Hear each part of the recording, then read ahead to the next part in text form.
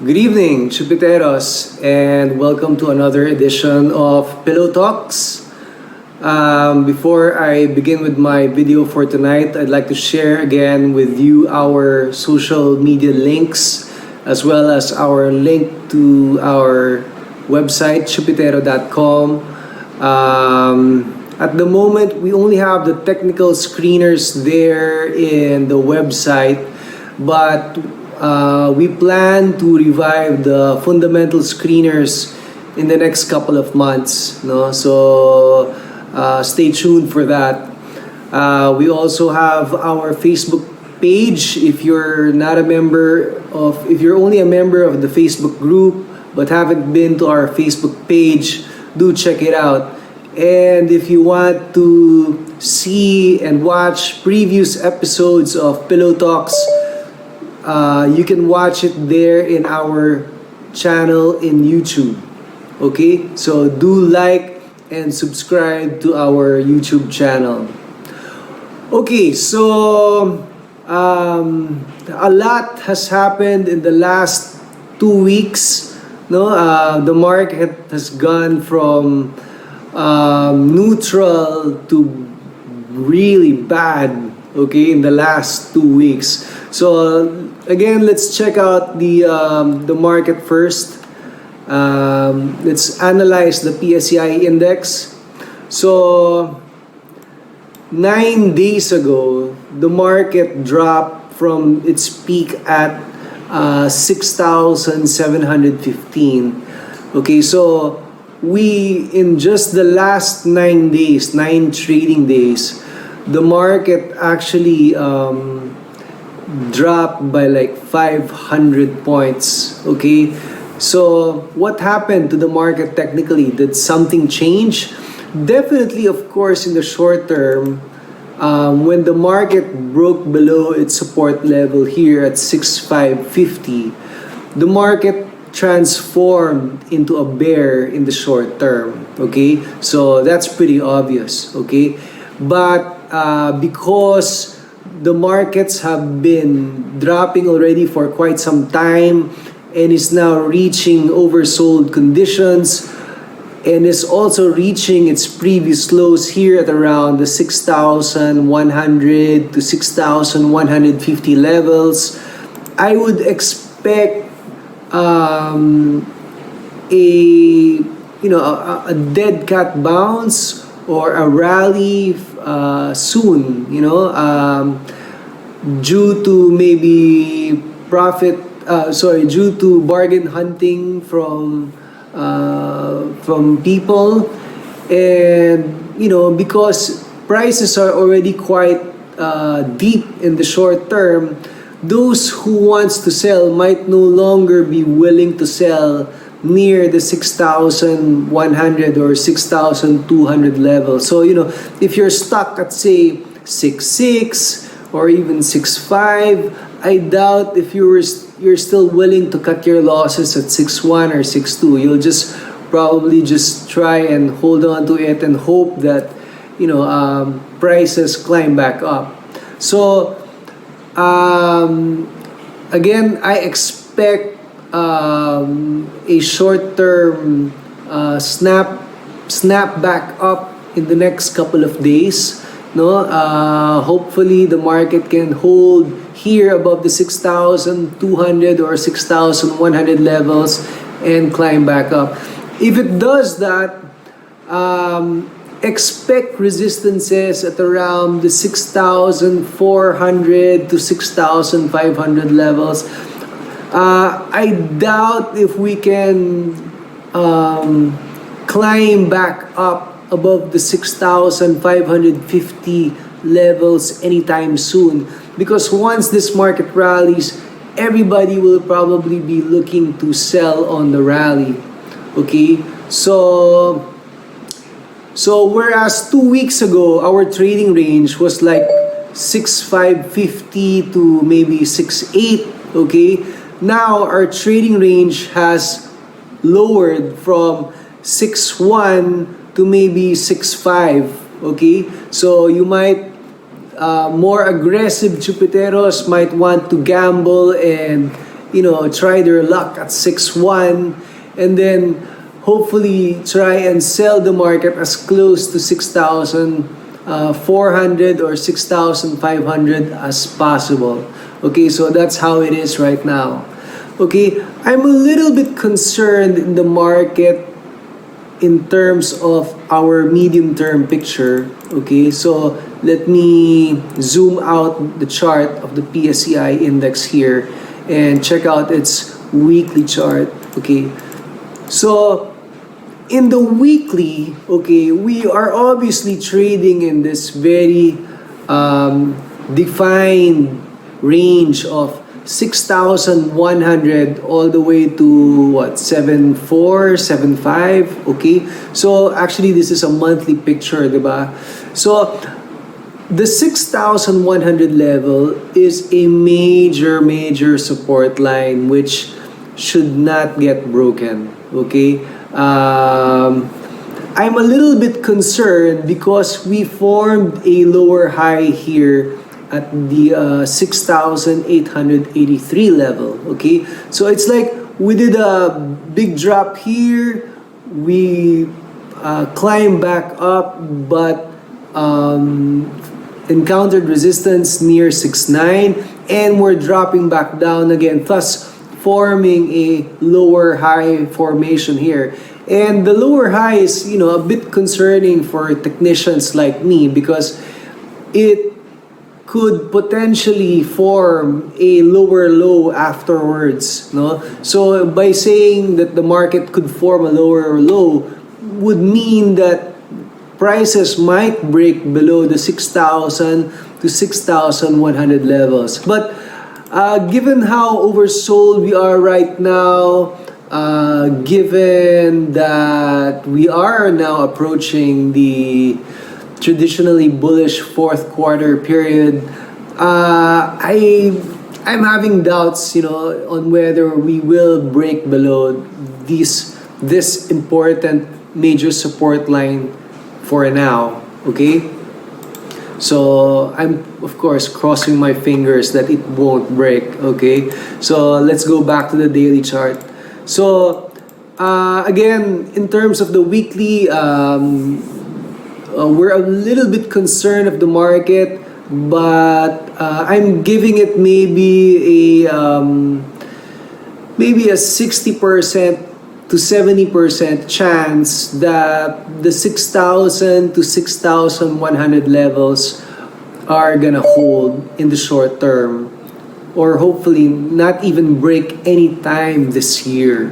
Okay, if you viewed my last video, diba? Chances are is that if we are going to go by the statistics of the market in the last couple of years, we will probably close the year near the 6,500 level. Okay, crossing my fingers. Okay, so that's it, no? In the short term, we are still trending down. The momentum of the market is really strong going down. And I wouldn't be surprised if we still go down a little bit further from here. But I'd expect the bulls to start fighting back the bears in the next few days. Okay? So before I continue with my video, I'd like to thank one of my sponsors, AAA Equities.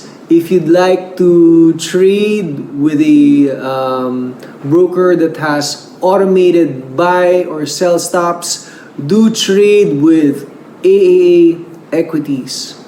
Okay, so in the second part of my video, I'm going to show you my PowerPoint presentation. And I'm going to discuss for this video tonight, I'm going to discuss the root cause of why the markets has been so weak. Okay, so unless you've been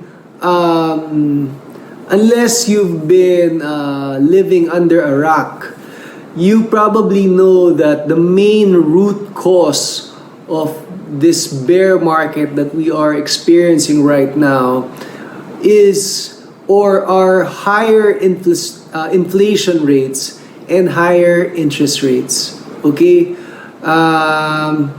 whereas a couple of years ago the markets has been going up non-stop, okay, because of almost zero interest rates. Now is the complete opposite of what was happening a couple of years ago. Interest rates are now rising, and it's generally bearish for the markets, and it's the reason why the equity markets are weak, the commodity markets are weak, and the crypto market is weak. Okay, so I have here a chart of the U.S. inflation rates from January 2020. Okay, so if you notice, U.S. has actually been having rising interest rates, rising inflation since the middle of 2021. Okay, so from in the early 2021, inflation was just below 2%. But suddenly, after, I think this was about February, March, about April of 2021, inflation started to spike up to 4%, okay? And it held steady at about 5.4, 5.3 for a couple of months before steadily climbing back up to 6.2, 6.8, and by January 2022, it was already at 7.5, okay? So, however, you'll notice that the Federal Open Market Committee, only increased interest rates last May, okay? So, they only started increasing rates last May. So, from 0.5, they raised it up to 1% in May, and it's now at 3.25. Okay, so a lot of people would probably conclude that the Fed is behind the curve, and is sort of like panicking already because of the high inflation rates. No, so they could have raised interest rates a lot earlier, no, and maybe by doing so they could have controlled inflation already by now, but they didn't, no. So they're kind of trying to play catch up, and there's a perception in the market that they're sort of like panicking already. Okay, in terms of the Philippine market, so you'll see that the Philippines also had a little bit of an uptick in inflation sometime in early 2021, but only really spiked up starting about February, March, April of this year. Okay, so from 3% in February, we spiked up to 4% in March and almost 5% in April, okay? So, just like the Fed, the central bank only started raising rates last June, okay? So our inflation started creeping up from 3 to 5% in April, but they only started moving the rates in June, okay? So the inflation actually here in the Philippines is not as pronounced as it is in the US. So while we are at 6% inflation right now, US inflation is about 8.3. Okay? So that probably explains the narrowing of the interest rate gaps between the US and the Philippines. Okay? But if you'll notice, even though the Fed and our own BSP has started to increase rates, no, and are still continuing to aggressively increase rates, inflation is actually dropping already in the US. Okay, so you'll notice from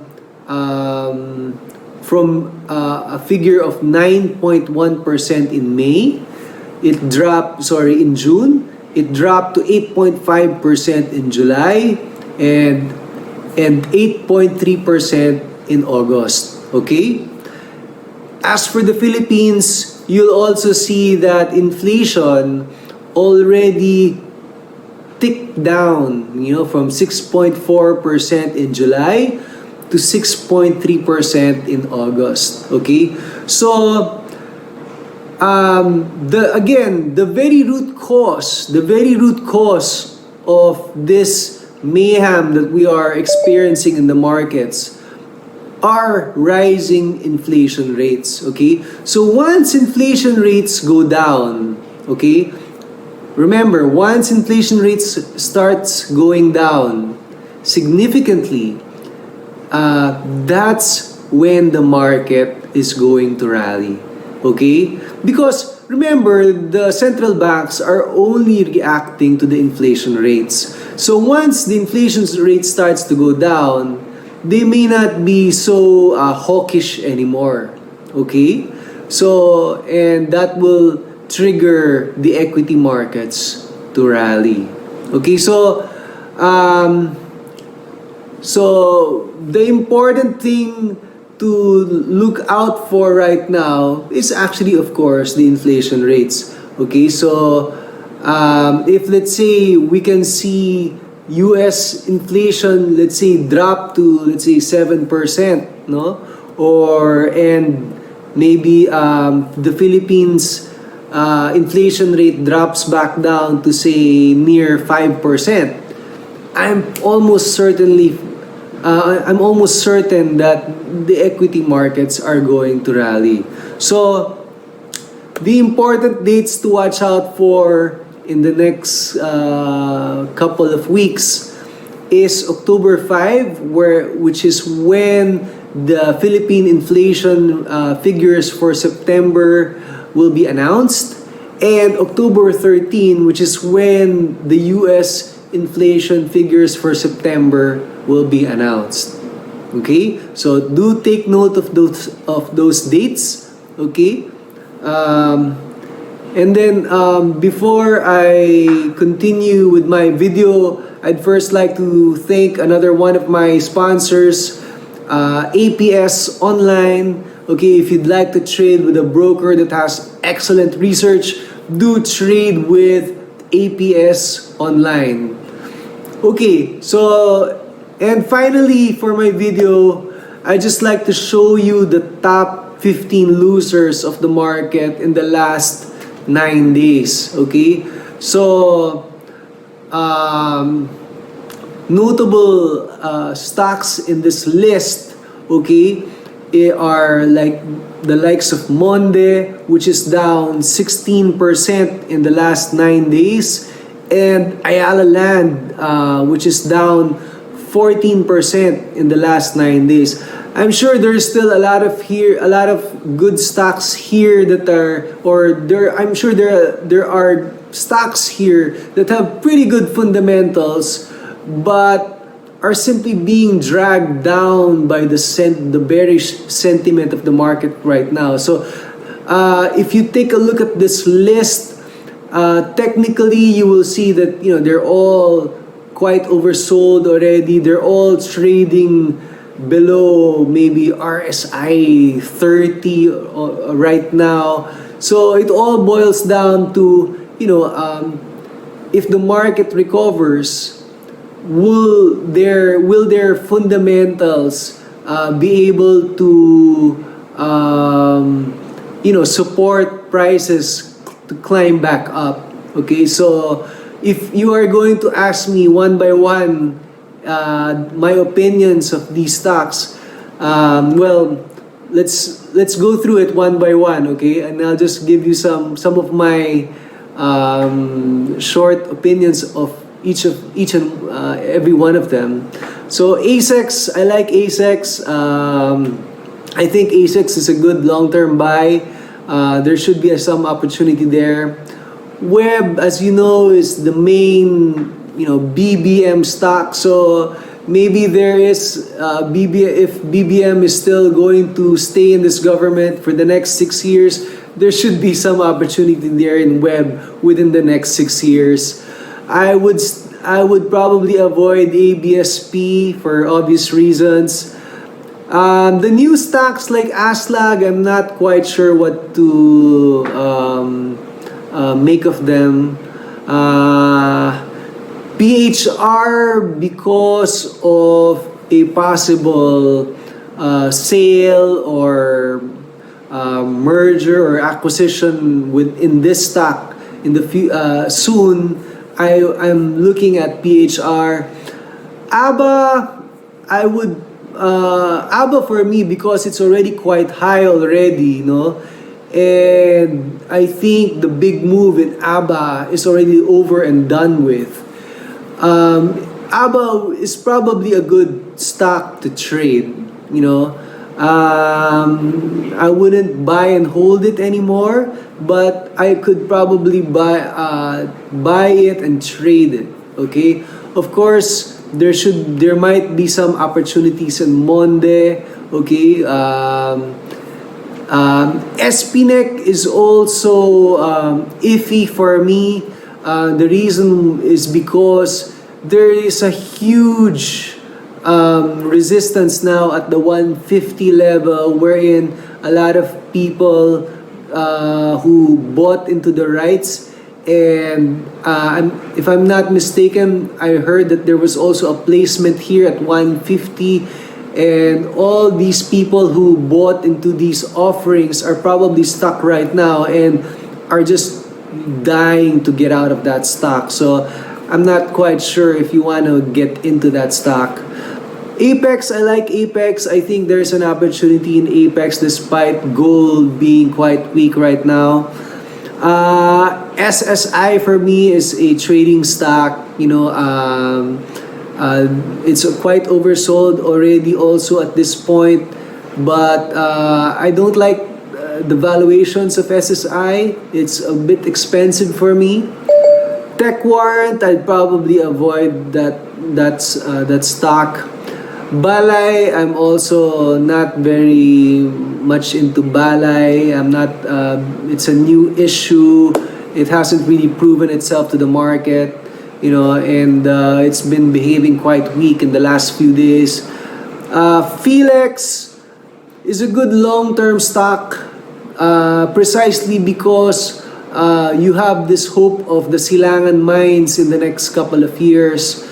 So if you are a long-term trader, you might want to look at Felix.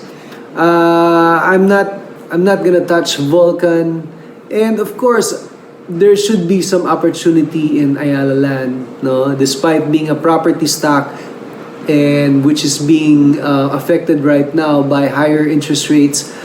Of course, it's still Ayala Land. Okay. So those are my comments for these stocks.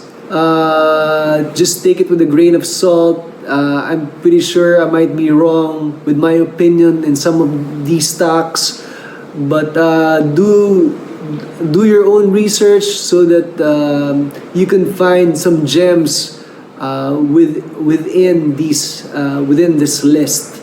Okay, and then finally, for my last comment of the night, You have to remember that we are approaching the traditionally bullish fourth quarter period. Okay, so I am assuming that the markets are going to bottom out sometime between now and October and rally going towards the fourth quarter, as we often traditionally see.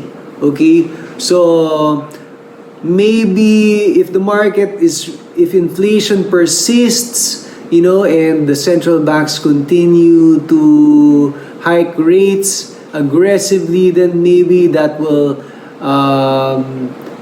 like stymie or dampen the rally that we might see in the fourth quarter. Okay, but I hope that inflation figures do drop soon, and I do hope that we still see a pretty good rally in the fourth quarter.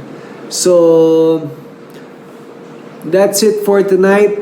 I hope you got some tips from me tonight, and I hope that we all can, take advantage of this drop in the market and make money soon. Okay, so I'll see you all next week, and good night. Bye.